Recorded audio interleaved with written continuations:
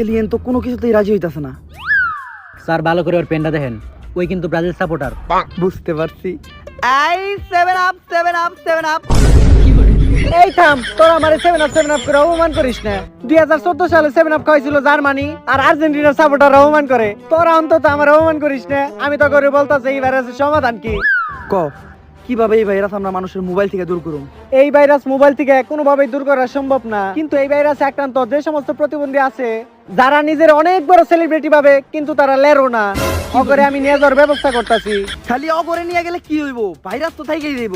আরে অগরে দেখেই তো মানুষ শিখে কেমনে টুকের মতো থাকতে হয়, চুলে কুকালার করতে হয়, ফালতু কন্টেন্ট বানাইতে হয়। আর অগরে যখন নিয়ে যাবো তখন ধীরে ধীরে এগুলো সব বন্ধ হয়ে যাইবো।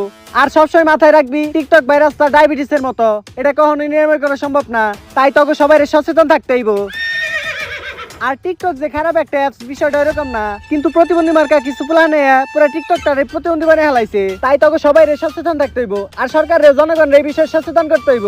তাইলে টিকটক নামক এই খারাপ ভাইরাস থেকে মুক্তি পাওয়া সম্ভব। হিল বাবা কালা জালাল, কুত্তা বিলাই সব হালাল। এই আই, তোরাও তো আমার মতো এলিয়নি। আই তো করে নিয়ে যাই, একসাথে সহবাস করুমনি। ও সরি, একসাথে বসবাস করুমনি। Case solve. স্যার আপনি আমাকে কোনো কথাই শুনতেছেন না, আপনি মোবাইলে কি করতেছেন? অভিজিৎ, আমি টিকটক অ্যাপে ঢুকে দেখলাম অ্যাপটা এতটাও খারাপ না।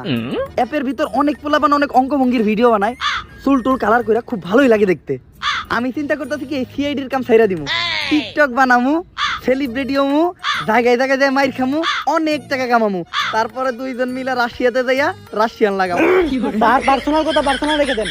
চল এখন যে দুইজনে মিলে টিকটকে ভিডিও বানাই, আর আমাকে প্রথম ভিডিও হইব ছোট ইউজাররা সাপোর্ট করেন, সাপোর্ট করলেই সাপোর্ট পাবেন 100%। এই শিবিরেও ভাইরাস ধরছে। আগে ভাঙতাম দরজা আর এখন ভাঙি খাট। এই শিবিরে এখনই দিয়ে দিমু বাট।